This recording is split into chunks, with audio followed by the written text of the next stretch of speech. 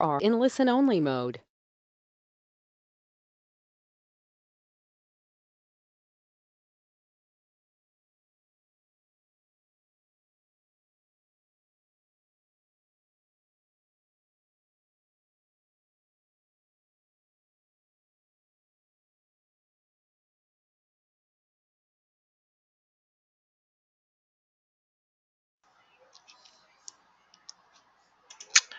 Hello, everyone.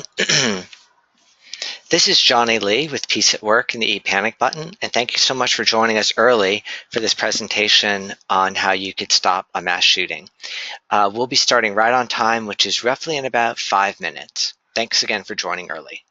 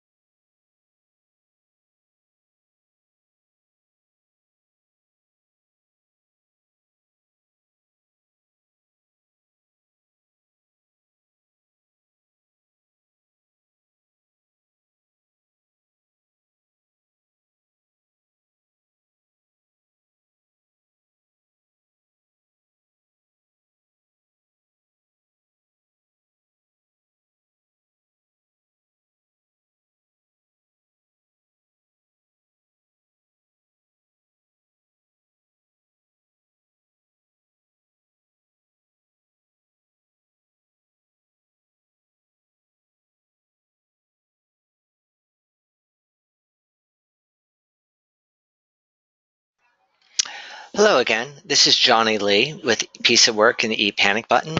And again, thank you so much for joining us early. We'll be starting right on time in just a couple of minutes. Again, thanks so much for joining us. And well, hopefully you can hear me. If not, you can certainly call into the number or you can use your computer microphone. All right, thank you.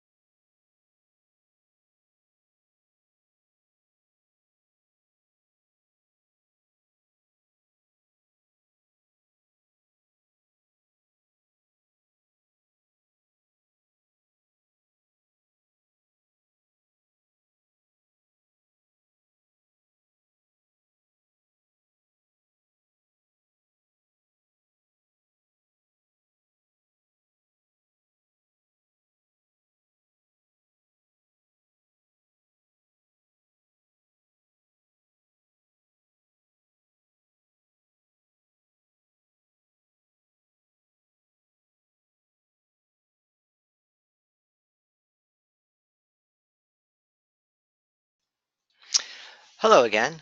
This is Johnny Lee with the ePanic button and Peace at Work, and thank you so much for joining us on time for this program. One quick little thing I want to do is change the presentation screen there. That's better. Um, and welcome you to our presentation looking at how you could stop these mass shootings from occurring from sort of a personal approach.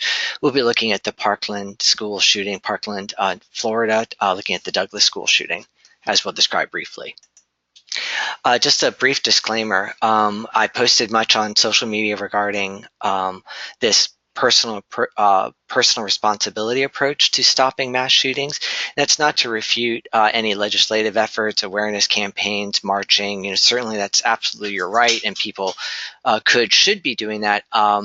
The point I'm trying to make here is that the question is how effective your individual efforts may be. Yes, I agree. Combined, you have a huge impact. But if there was energy and attention pointed to your immediate surroundings and your immediate relationships, that might have a greater chance of stopping a terrible event from occurring. The idea is that maybe you can do some marching, do some letter writing, call your senators and things like that, and that certainly is a good idea.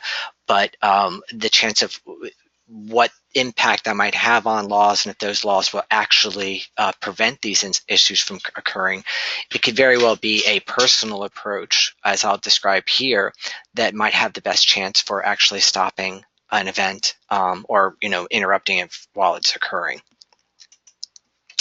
Another point I want to make about another disclaimer is that as we review the cases, we'll be taking the mainstream media depiction of the cases, and we don't necessarily know exactly what happened. And with many of these cases, there's many questions unanswered, but the investigation will come through.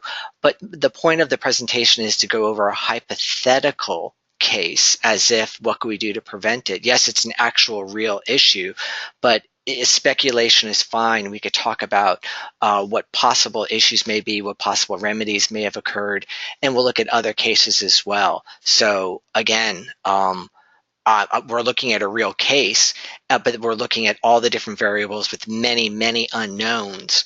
But we could still be looking at these to determine what could have been done from a personal approach.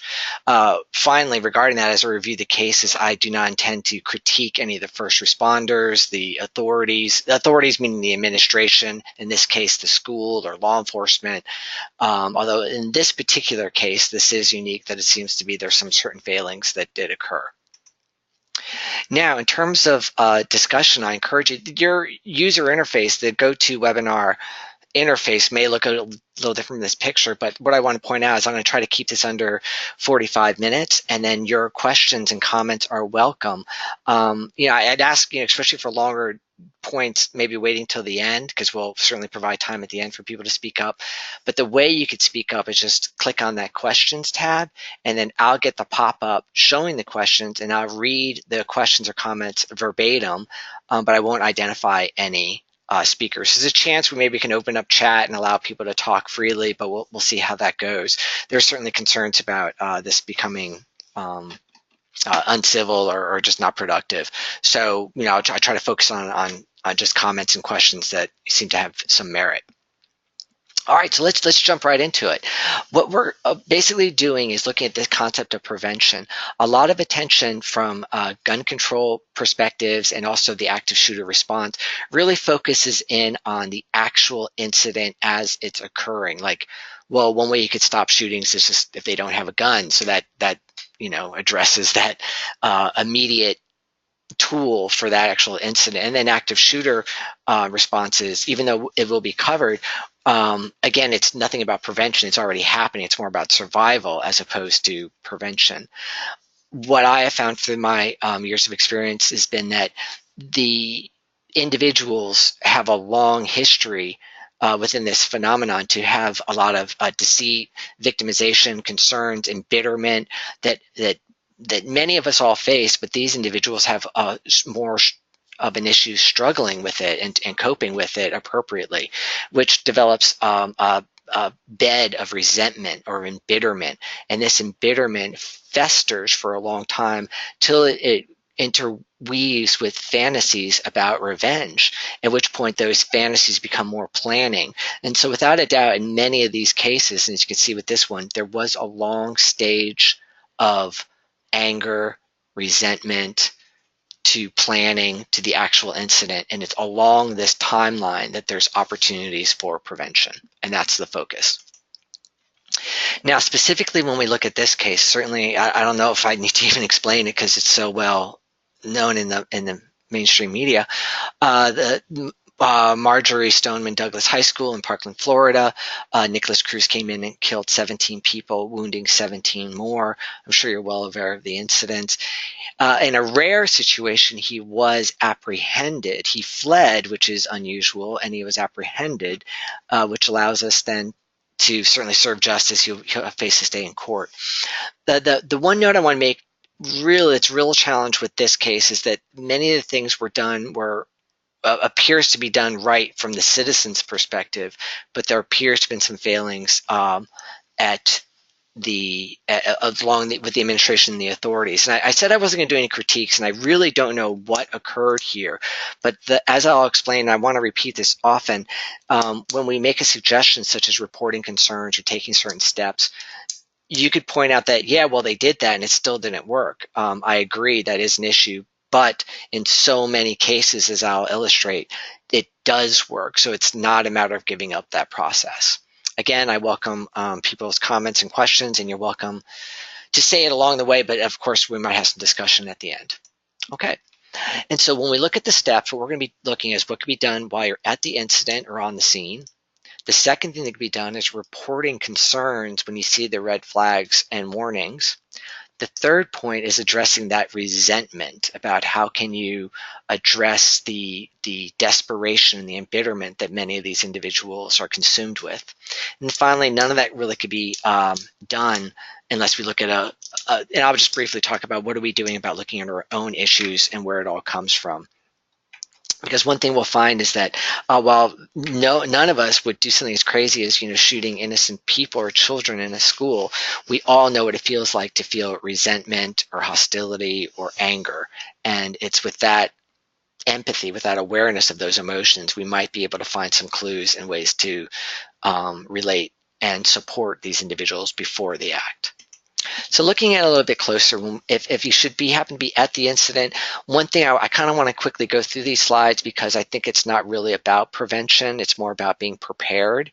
And with that, you have to think about with the preparation, it may be that you could stop the incident, stop them from hurting other people. But it's also mostly focusing on survival, about how you can protect yourself and the people that you're with at the scene. And we'll look at situational awareness, recognition, active response, and first aid. The first thing, if I may mention, is, and this is just a very good point, it's nothing about prevention, it's more about survival, but it's always about situational awareness. Wherever you are, certainly in your own home, you should be aware of your exits and be clear about them. I mean, meaning they should be clear, but often when you go into the public, in a school, the mall, a store, be aware of the exits. Now, certainly you know how you got in, but you should also make aware of the exits and entrances that may be available through the back of the store. Now, this certainly, one thing I want to point out is these events are extremely rare. The mass shootings, despite the portrayal you might see in the media, they are very, very, very rare. And this situational awareness will come into play and help you out for more likely incidents such as fires. And if you live in an earthquake area, where I am in Alabama, we just had a tornado scare. It is a serious issue, so you need to be aware of these factors. Now, of course, again, in tornadoes, you want to stay indoors. But if it's an unsafe place, then you want to be able to get to a place that is safer. Another thing you want to do is be aware of the entrances in terms of watching them to see who's coming in. One thing I often do is sit with myself, like when I'm sitting in a restaurant or wherever, I would sit with my back to the wall, and I have a view of the main entrance and also towards the kitchen, which I know there's another entrance. And that way you just have this awareness. It's not a paranoia, but it's basically this low grade assessment and awareness about what's going on around you. One of the challenges now facing this current generation are with all people is smartphones, where you see so many people walk around with headphones on staring at their phone, and they're really oblivious to the dangers around them. While we are talking about mass shootings, the other violent concern, intentional injury violence threat that you would face is from crime, which is much, much more likely and therefore a serious issue. Obviously, this may sound like a no-brainer, but you still see so many people doing it late at night, empty parking lot. They're staring at their phones, walking to their car. It's things like that that puts you in danger. Another point of situational awareness is recognition, and that is recognizing when you see a potential assailant. Now, again, what's the context here? It may be that you knew someone was just got fired and they were removed from the facility, but if you see them coming back, you need to be aware of them. However, if you're in the mall or some public place, you don't know who's who and what their issues may be. One thing that has been found, and it's not been in every case, but individuals often change their appearance before the actual assault. It's a big, I don't know what the word is to use, this significant monumental event in their life, and they often been preparing all their lives, or the past couple of years for this. And then you'll see things like they will shave their heads. Obviously, there could be preparation for facing off law enforcement, so you could see the tactical body gear. Obviously, appearance of weapons is a concern. Now, if someone's walking up into a place with a firearm, that's quite obvious, but more likely that they'll be hiding the weapons. And so that's where you want to be aware of clothes that are inappropriate for the time. In this photo right here, this is from an Arkansas courthouse where a man came in to shoot a judge. And this day, you can see it's September 13th.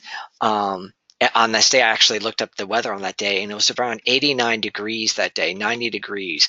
And so for someone to be wearing, it's called a duster, sort of a jacket, a long overcoat, that would certainly raise flags. Why, if I was certainly working security or just being aware, why is this person carrying that? So it's also carrying bags. One thing, as we'll see, the concern with Nicholas Cruz was if he was carrying a backpack or a duffel bag, that he was banned from doing that.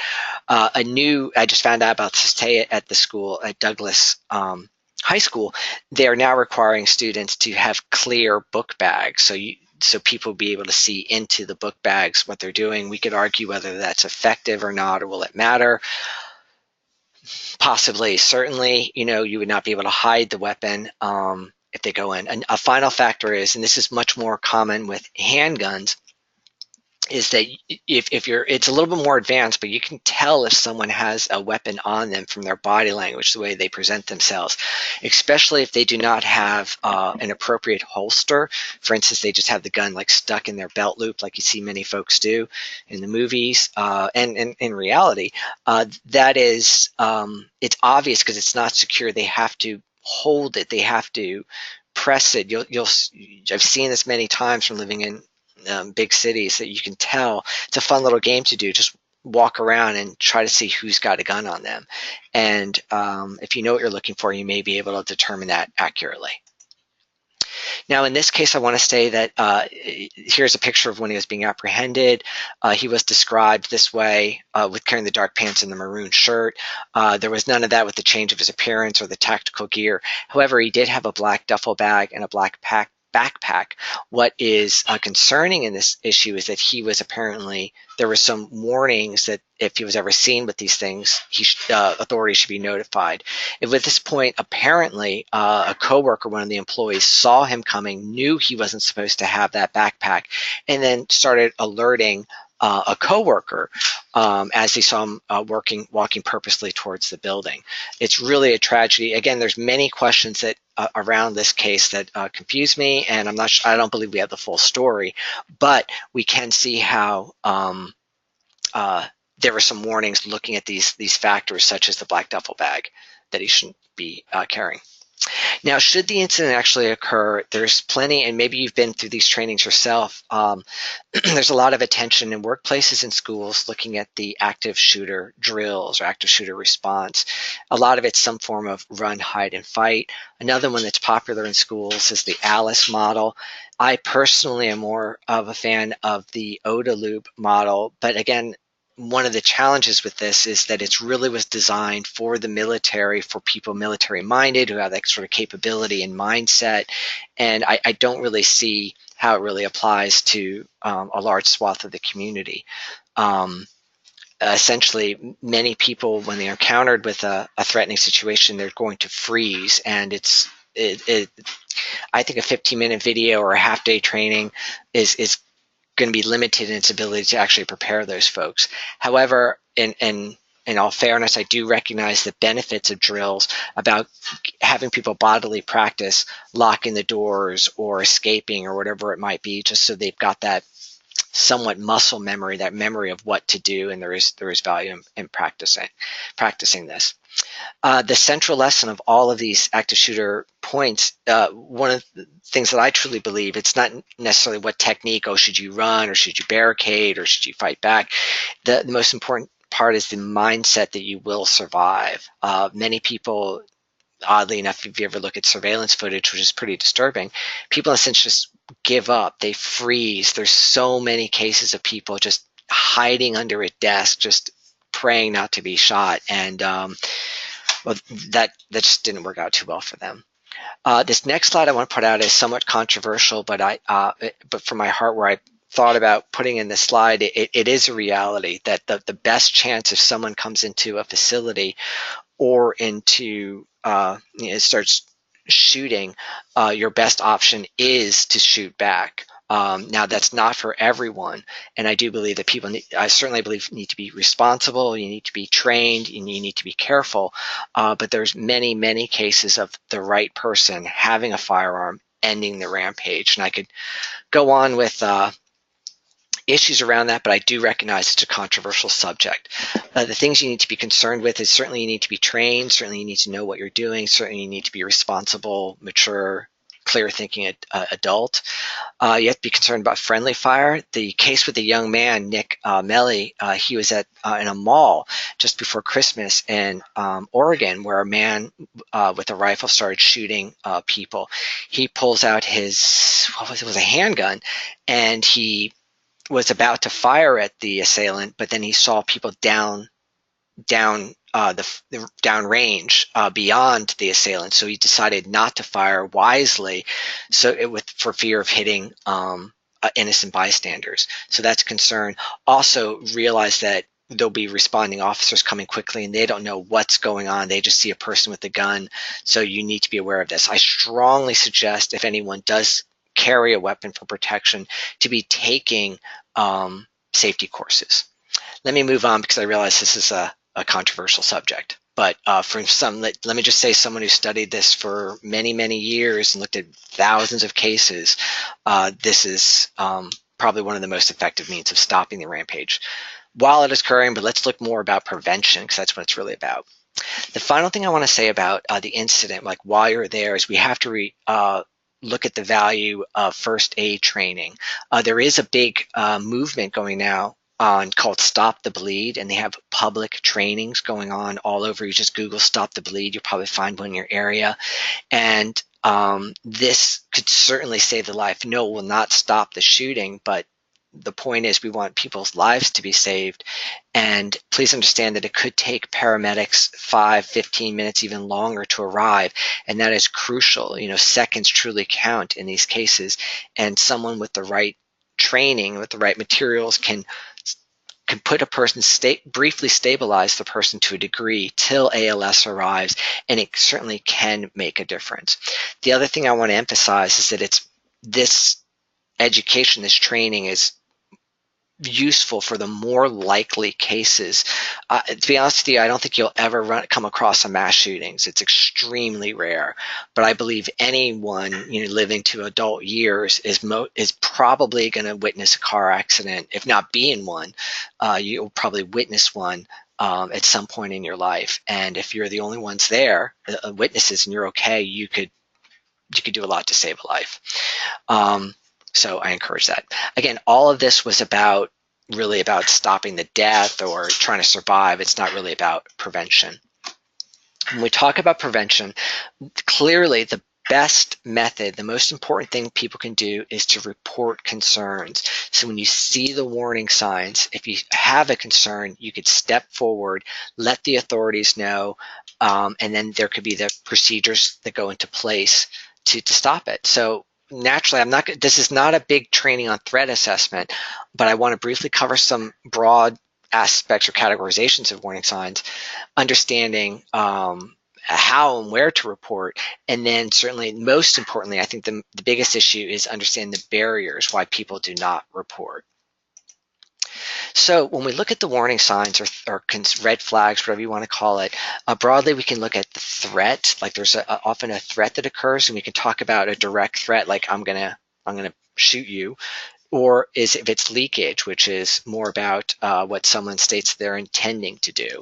But it's not the direct threat to someone. I'll explain that in just a moment. Behavioral indicators is what are the individuals doing that might be a concern, and then also situational indicators about what's going on in their lives. There's an entire other aspect here about looking at the facility, looking at the target. There's a lot of issues involved, but again, that gets a little more advanced within the threat assessment world. Now, when we talk about threats, I just want to say within this case that there was no known direct threat by the assailant to the school. It was never stated. Yes, we could talk about, warning signs, and he said a lot of scary things, but in many other cases, especially in domestic violence cases, there are direct threats. I'm going to kill this person, and that's, pretty obvious, that's a concern. The one note I want to say, again, going back to the backpack concern, is that there was an email that went out telling teachers that he shouldn't be allowed on campus with the backpack. That is concerning. The question is, what else was done from there needs to be revealed, hopefully, in the ensuing investigation. I talked about threats, and I talked about leaks. Leakage is again not a direct threat. So if someone says something, but they're not directly threatening you, but they talk about the violence they may do, that's called leakage. And it's surprising how often this occurs. It's actually a really common phenomenon.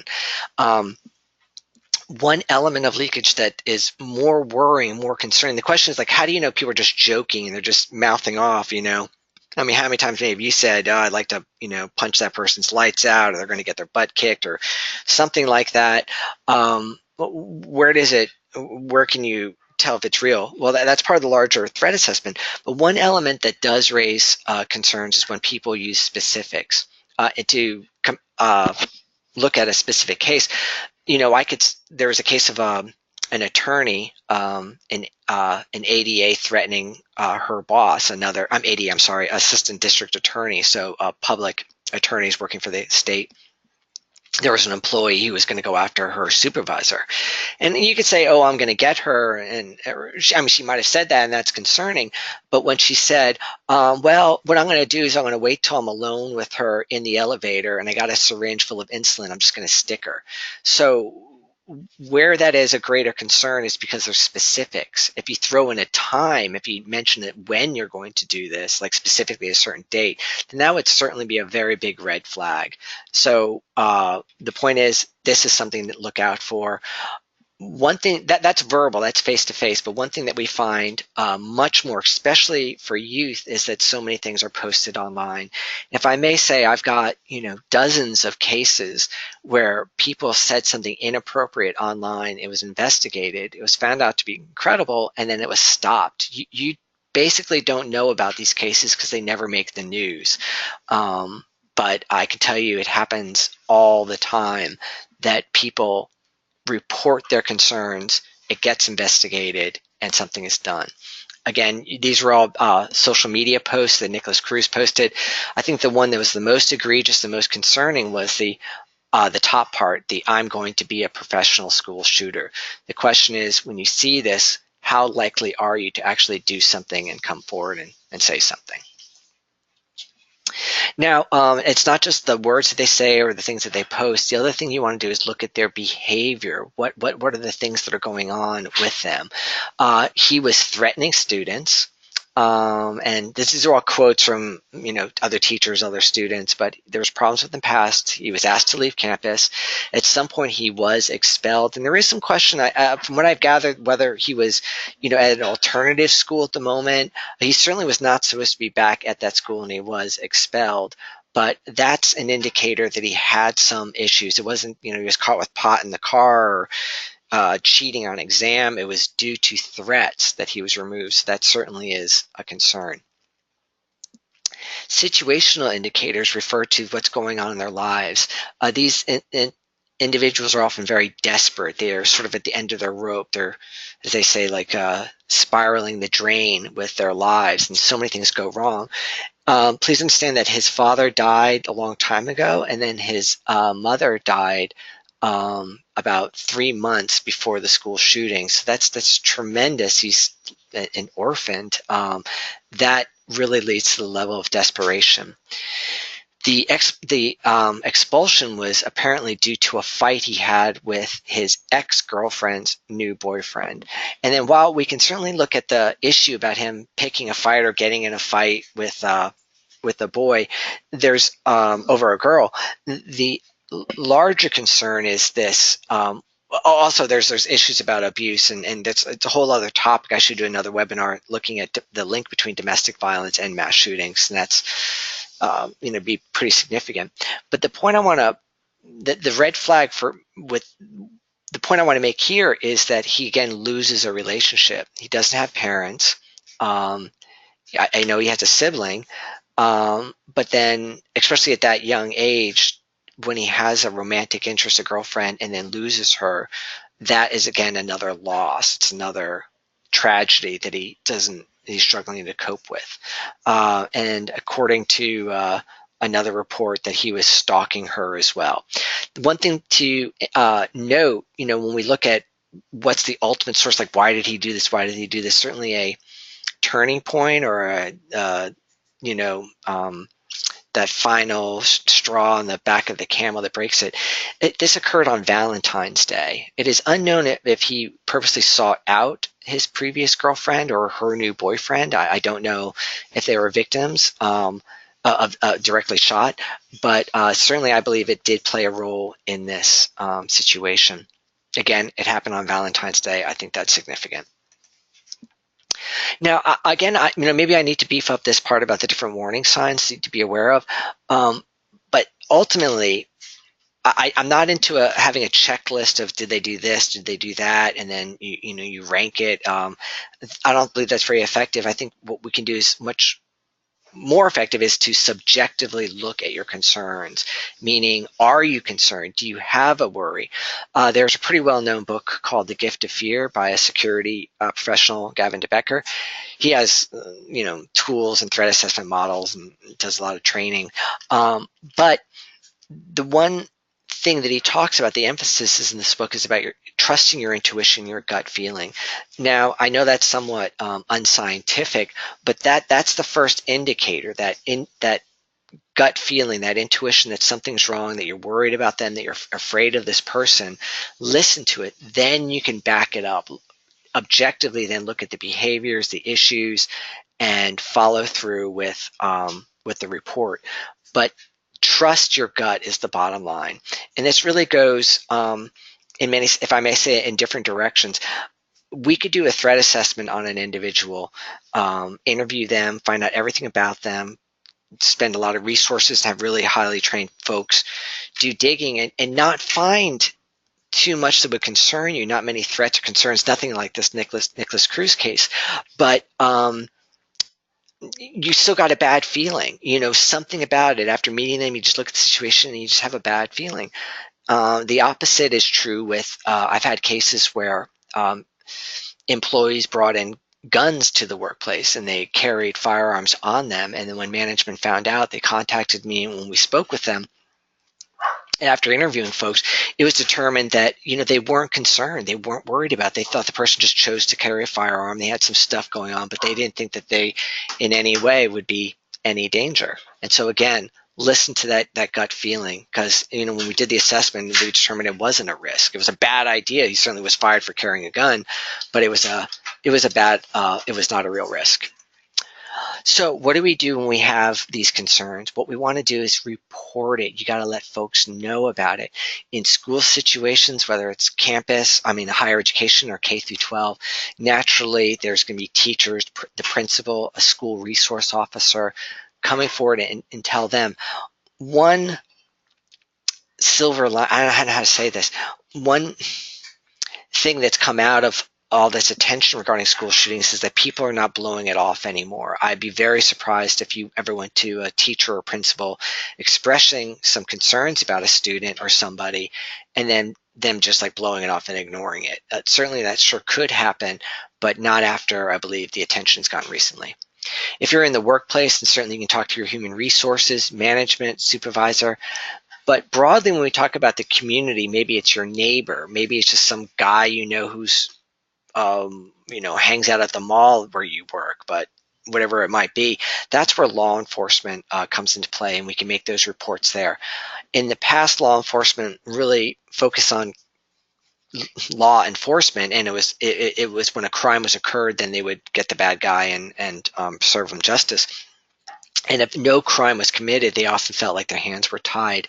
Things are really changing. There's a concern about how much it's changing, but now if a citizen goes to a law enforcement agency and reports a concern and has some evidence to back up their concerns, it's much more likely they're going to come forward and do a full threat assessment. The challenge that I want to emphasize, and all this is straightforward. Someone makes a threat, you see someone with a weapon, they're doing something strange, you got a bad feeling, report it, duh. The problem is that many people don't report, they don't come forward, and we have to address all those concerns. One certainly is fear of retaliation. In many cases, if you report it, they may even straight up tell you, if you tell anyone, I'm going to hurt you. And even if you try to do an anonymous report, they're still probably going to figure out it's you. One thing I do a lot of work around is domestic violence. And often the assailant will say, well, you can call the police, you could tell your boss, but if you do, I'll kill you. And that's pretty scary. But that statement, "I will kill you," is a threat. It's a crime. It's a criminal offense called a threat. In your state, it might be called something different. I've known it as communicating threats. The challenge is that it's a misdemeanor. It's not a serious crime that would put them away for a long time. So if he says, "I'm going to kill you if you tell anyone," you go to the police, you tell them, well, they may spend a night in the jail. They may bond out quickly. They probably won't be put away for a while, for a long time. So then, boom, now they're loose, and that certainly is a real concern. However, to combat that, you have to understand that they have full control over you. If someone is using fear and intimidation to prevent you from getting support or reporting them, then they really own you, and it can never get better from there. It's more likely going to get worse. So there's no support system, there's no protections that could be put into place, and you're alone in the situation unless you open it up. Please understand that fear is a tool. It's definitely used to control people, and you have to understand that intentional control is something that can be fought. The other issue that I want to bring up is often people doubt management, administration, or law enforcement. Ellie is law enforcement, and they believe that nothing will be done. And sadly, that might be the case. I think there's a concern now that from the Parkland incident, and that so many reports were made, as I'll show you, and now people are thinking, well, why bother, because nothing's going to get done. I honestly believe that won't be the case in future incidents, and that administrations in every workplace and educational institution will be taking these things much more seriously, perhaps too seriously, as I'll point out shortly. One thing I want to point out that is, if you ever if you have done a report, that confidentiality, student confidentiality, employee confidentiality, often blocks your knowledge about the steps that were made. You might have an employee be sent to mandatory employee assistance programs, might get disciplined, may get docked in their pay, maybe have, signed certain agreements with management. There could be a lot of things that are done, but none of it will be made aware of to the general population because of employee confidentiality. So please understand, very often it seems like nothing's being done, but they're just not able to tell you about it. I believe another resistance point for folks is when they don't want anyone to be fired or get in trouble or get expelled. I'm not a fan of, I develop workplace violence policies for organizations, and there was a concern. There's a very popular concept called zero tolerance policies, and it really was invented by lawyers, not by security professionals. And the idea is it was really trying to emphasize, well, we're not going to um, allow any kind of behaviors that are concerned. And there was this any concerning behaviors, and there was a thought that this would mean automatic termination. At which point, people don't want their friends or coworkers losing their job. And so it may have actually hindered reporting because of the zero tolerance. I think a fairer way of describing zero tolerance means that it'll never be ignored. And then depending upon the offense, there'll be an appropriate response, but it doesn't necessarily mean that they're going to eliminate people. I think that has happened in the past. And I think that as a result, it's limited disclosure. Part of this, of course, you can understand there might be a lot of animosity between labor and management, and certainly students against teachers. Please understand that, let's say in the student context, if let's think about a student that brings a gun to school, and they're not going to wave it around. And by the way, I know there's the concerns of the active shooter, the mass shooter situation. Look at Nicholas Cruz, and that really grabs everyone's attention. But it's much more likely that violence and gun violence will occur due to criminal behavior. It's due to drug dealing, gang activity, thug life culture that is much, much more prevalent and a much more serious risk. Well, that student who's showing off or has their gun to, protect their crystal meth market at their school, whatever, they're not going to let other people know about it except their immediate friends. So if someone is sort of a close friend or knows it's their fellow student has a firearm, if they report it, that kid's going to be in big, big trouble. So not only are you going to be a snitch, but that friend is going to get busted for having a firearm. So do you understand that this is a big barrier? People don't come forward because they don't want someone getting in trouble. It's really the hardest part, because those who know the individuals the best, those who are closest to them, are the ones who would be aware of these warning signs, but they're also the people who are the most resistant to get them in trouble. And that's a real barrier. Again, the natural answer to all this is safety. What's best? Are you going to risk maybe your friend will get in trouble, but are you saving a life? That's the question at hand. Now, one problem with that issue about getting people in trouble is, unfortunately, this concern regarding school shootings has gotten to a point where there's an overreach of the administration. Two quick examples: there was a young boy who liked, quote, I'm doing the air quotes with my fingers now. They liked, let me show you up here. They liked an Instagram post of someone with an airsoft gun. An airsoft gun's not a real firearm. It's a sort of a toy. It's kind of like a pellet gun, soft gun. And he just liked this picture. And because they're getting ready for a little game, so he's like ready. So his friend's like, "Hey, we're gonna have the airsoft battle this weekend." And the guy's like, "Yeah, great new toy." Well, the person was suspended, and that's pretty outrageous. A more recent, and then in terms of that suspension, you can see the wordings down here. Liking a post on social media that indicated potential for school violence, which, let me just tell you, that's ridiculous. You can look at the broader picture, look at all the things, but when you look at this individual, it's a naive response to a serious concern. A more recent case is there were two students who were honor students, no threats, no concerns, no threatening behavior, but it was found out, again, through social media, that they went to a gun range just to practice shooting, and they were allegedly suspended. Now, there's, of course, again, due to student confidentiality, they won't say exactly why they were suspended, but the parents are stating, yes, they were suspended for just going to a gun range. This is the concerns. The problem with this sort of mentality is it's going to limit the reporting of real issues. People are less likely to come forward now because we see these mistakes made by administration. Hopefully, with the outrage that is expressed about these issues, that more and more administrations are becoming more rational, knowing when they should uh, address it. Now, if we can talk briefly about the specific warnings, let's look at the specific case. Sadly, there were so many warning signs.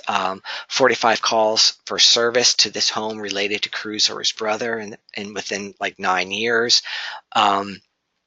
This was a tip to the FBI. I think it was in regards to that post about I want to grow up to be a professional school shooter. We don't know what happened, about why the ball was dropped. There's a principle, I forgot what it's called, Hamlin principle, Hamlin's razor, meaning never attribute malice when it could be explained by incompetence. I think is the basic idea. I don't know what happened here, so maybe I'll just stop it there. Certainly, we do know that the reports were made. We don't know what happened after that. Here's another slide from someone else who did an analysis of this case, Stefan Molyneux. And certainly, I don't know if you're following the case as well, but there were some very concerning issues. The other thing, in terms of behavioral issues, something, I don't know if it's still popular now, but it seems like a few years ago it was happening a lot, is the idea of cutting, that young people would be cutting themselves, and that is a behavioral concern.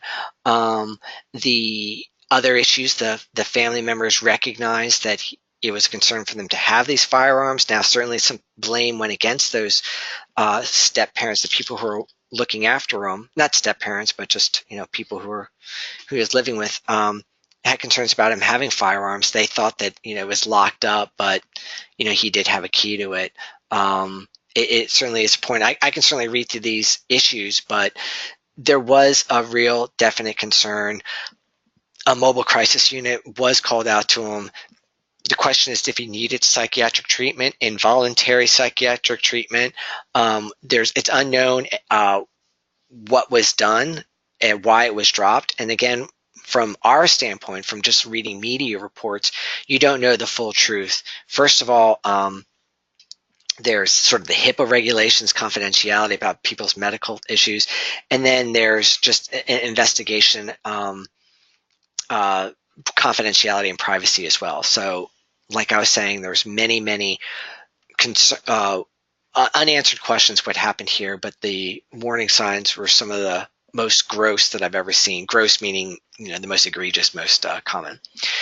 The thing I want to say is that I don't know if anyone's about to say, hey, well, what's the point of reporting when there's so many reports were made and nothing happened? And again, I don't know what happened. What I do know from my colleagues, from studying this for so many years, is there's so many cases where it was reported, an investigation was done, and they dug in, they found out it was a credible threat, and they intervened.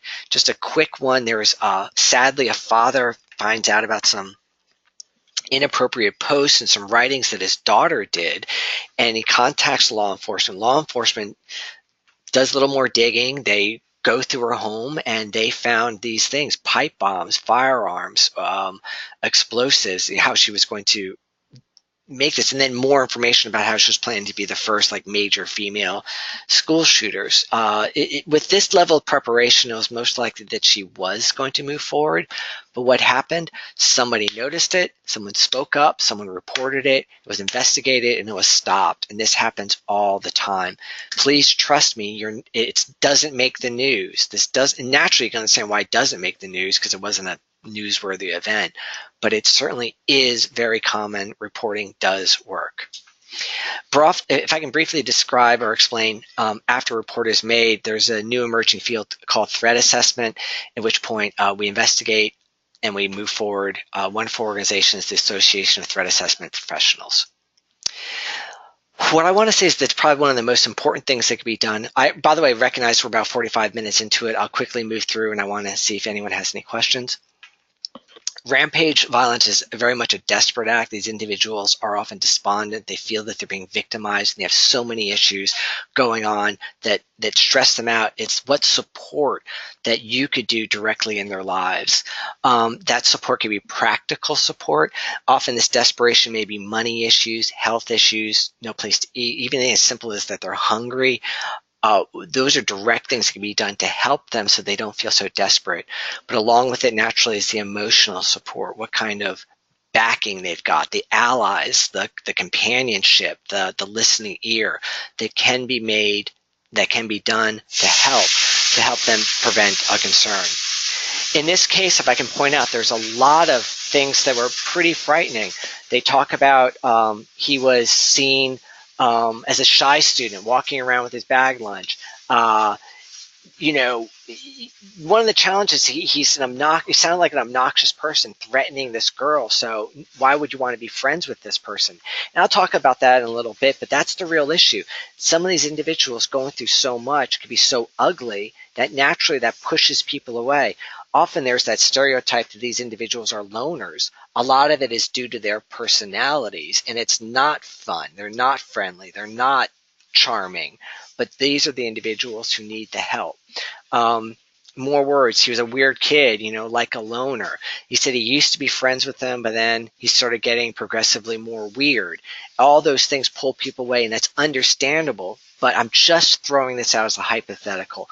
What if someone stuck with him? What if someone tried to talk with him more? What if he started trusting that person, maybe revealing his intentions, and then that person reports it? Yeah, I guess you're turning your back on your friend by reporting their crazy thoughts, but that's certainly well, certainly if they knew more about the direct preparations he had, I think law enforcement would have taken that a lot more seriously and would have intervened. So what I'm talking about at that emotional level is that companionship, that friendship, that reaching out. I saw a great poster here. I just want to put it out here. It's not so much, not walking out, but walk up. And this is really that point. These individuals do suffer. They are bitter. They are angry. And if they had someone there for them, they may be able to turn their lives around. I want to briefly cover a couple other cases where it really is highlighted. The Elliot Rogers case, where down in Santa Barbara, where he shot men and women, but his target really were women. He felt very rejected by women and wanted to assault and hurt women for that rejection. Well, there was his parents were involved in the entertainment industry, and there was another man in the entertainment industry, Dale Lawler, and he did a really interesting article about how he tried to help Elliot Rogers. And I guess you can read that quote there. It's really hard. He described the kid being so lost, so lacking confidence, so disturbed that he tried to do things. And I'm not blaming the individual at all, but if there was maybe one more effort, maybe additional people helping out, could that individual have gotten some help? I heard this one sad story that he felt he was very sad about lack of attention from women. So this man Dale, they were at a party and he got women to come up and tickle Elliot, just to fool around and tickle him, and he laughed and he smiled and he certainly appreciated that attention from women. And that kind of thing can maybe turn things around. Not that one moment. I want to be clear about it. It's not that, to tickle someone, you're going to stop the mass shooter. It's about these little incidents over and over coming from multiple avenues could make the difference. Here's another case with this individual where he had a friend named James who he took karate lessons with, and he would talk about his resentment, his anger. And he said some pretty messed up stuff, even expressing his fantasies about acts of revenge. Well, his friend says, I can't really take this anymore. You're just too weird for me. I'm tired of this stuff. Enough is enough. And the person didn't want to hear it anymore. At which point Elliot, and again, I'm not blaming this individual. I'm not. But, and I guess it makes sense why they chose not to. But if the person just stuck with them, try to understand the resentment a little bit more and communicate further, maybe this incident could have been stopped. Maybe. Let me look at another point. This is from Elliot Rogers' manifesto. He's you get the sense of there was one thing that came out in his manifesto, in his writings, in his videos, is that there was an element of him that he did not want to do this, that he felt some concerns. My world's I didn't want to come to this. I desperately wanted a way out. Again, when he's feeling that maybe it's the 20th time, maybe it's the 50th time that someone steps up and tries to help, that might do the trick. Another case I'm going to look at is George Zadini. He worked into a gym and killed 3 people and then himself in Pennsylvania, well, almost 10 years ago now. One thing that he stated in his manifesto, he had a blog that he wrote. He talked about running to a neighbor who's very positive and upbeat, and he described this almost as a challenge to him. It would get him off his game. He has been planning for a long time to kill a woman at this gym, but oh no, I ran into my neighbor who's positive and upbeat and friendly. That person interfered with his plans to commit murder. If there's more interactions like this, maybe it would interfere. Maybe it would. And that's the support that I'm talking about. Finally, it's just another case. This is a horrible person. Well, I'll talk about that later. But Dwayne Morrison's the man who went into a school, held a number of girls hostage, and then sexually assaulted them. He was planning to rape all these teenage girls till this, I believe, law enforcement did a dynamic breach and entered it, at which point he shot the girls and then he shot himself. But with his suicide note, look at these points. He's saying, in the week ahead, I know I'm going to kill myself. He's been planning this horrible assault for so long, but he talks about calling people, reaching out to them. If you were that individual, have you ever known someone who's been in a desperate situation? Maybe your efforts to help them and the things that you did stop a tragedy. And let me just say, these things happen all the time, and many suicides and homicides are prevented by people stepping up and helping someone out who's desperate.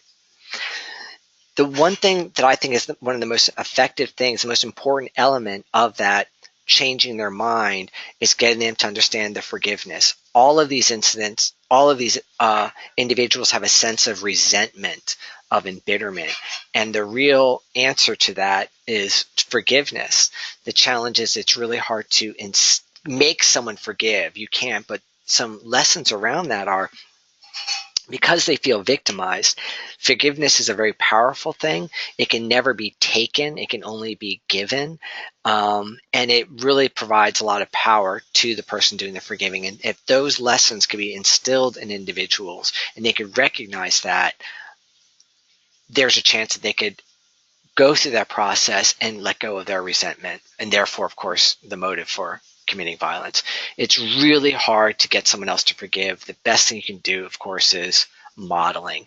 And then, without sounding too preachy, maybe I've been doing a little preaching before, but recognize these issues within yourself. And this gets a little advanced or a little kooky, but it's really about the ego. And the ego is ultimately the source of that entitlement, my rights, that the embitterment. And when you look at these issues, you recognize that is this constant script going in your head around resentment, and it comes from the ego trying to protect itself. It's when whatever practices you do, whether religion or health or cognitive therapies, whatever it might be, it's really what you could do to improve yourself. And at that point, you're probably then the best model for them. You're more likely to recognize someone in trouble, and you're more likely to have the stability, the wherewithal, the kindness, the compassion to help someone genuinely. So ultimately, like everything else in this world, it really has to start with yourself to recognize those issues. Going back to the mass shooting concerns, one reason I chose to do this webinar, I usually work with professionals, and I do only do professional webinars, but I'm trying to do more of a layman's approach, is there's so much division in our country, so much hatred, whether you are on the, gun control is the answer, or maybe you're on the other side, believing that more guns will lead us to safety. I'm not going to take that stance right now or discuss those points, but what I think everyone can recognize, everyone agrees, is that we're in an incredibly divisive, hateful time in our country, and recognize that divisiveness is the problem. So that anger and that rage, for people to say, you're killing babies, you love your guns more than you love your gun more than you love children. That do you see how that speaks to that resentment, that embitterment, that anger? That's the same resentment and anger and hate that these shooters have as well. So recognize that, and also see that even if someone disagrees with you politically, we all want people to be safe, and of course children to be safe. So that's just the starting point right there. So if you're posting, if you're protesting, I want to ask you, I want to go back to the point. If posting a meme really makes a difference, I don't know. Marching to make a difference, maybe voting, certainly it does. They hate to put, I mean, of course, I'm an advocate of voting. It's very important. Be active civilly, but that's still just one vote. And maybe you're doing a lot of campaigning and you do have a big influence and you do change minds. I'll be honest with you that I've never met anyone that was unsure about this issue. I find people are either very set on one side or they're set on the other. So I feel like there's a degree of virtue signaling, and it's just expressing your rage, your upsetness, as opposed to infecting real change. If you truly, truly want to stop this from occurring, look at the people around you in your life. You know someone right now who's struggling, who's suicidal, who's desperate. I promise you, open your eyes. They're right in front of you, and it's that help, whether you need to, they're so far gone, they need professional help and the intervention needs to be done, or just helping that person out dealing with their resentment. I want to say that the final thing I want to say is, while everyone's concerned about mass shootings and school shootings, honestly, they're extremely, extremely rare. What is much more concerning is the big rise of teen suicide. It's a lot higher. It's truly is a very big concern. When we talk about saving teenagers' lives, it's about driver safety, it's about substance abuse, and it's about suicide. Those are the major killers, hurting our youth, and that's what we could do. Now, driving safety, that's a whole other thing, but all the things I'm talking about, reaching out, recognizing, supporting them, reporting concerns, like going to the authorities when you feel like they could be in danger, that's going to be saving suicides as well as homicides. And please understand that suicide is much, much bigger concern than these mass shooting concerns. So, folks, I hope you found this interesting. I hope you found it beneficial. Again, this is the first time really trying to do a layman's approach, but I welcome any questions, comments. Again, if you say anything, I'll repeat what you're saying. You can expand out that questions tab and make a comment, or question. Anything you want to share, I'll repeat it, and we can go on from there. So I'll hesitate briefly. There will be further presentations. Sadly, there will be more shootings, at which point I'll try to do the same analysis. I do it analysis more on a professional level when we look at real threat assessment using threat assessment protocols, but that's something really more for security professionals, mental health professionals. Folks, I'm sort of pausing here because this is the point where I was waiting to see if anyone had any comments or questions, but I do encourage you to share them. If you think of something later, you're welcome to email me back. You should get an email reply, at which point you're welcome to get back to me with that. Oh, here we go. I got one. The other thing I want to say is this is going to be recorded. I'm going to post it on YouTube as well. Oh, I'm getting a thank you, and I appreciate that. I really do. I really appreciate your input. Thank you. It's much appreciated. Hopefully, I'm going to be doing more. All right. So thanks so much, folks. Y'all have a great day. I know some of y'all hug those babies, give them big hisses, and just enjoy the life that you have, because every moment's precious. All right. Take care now. Love you, and stay safe out there.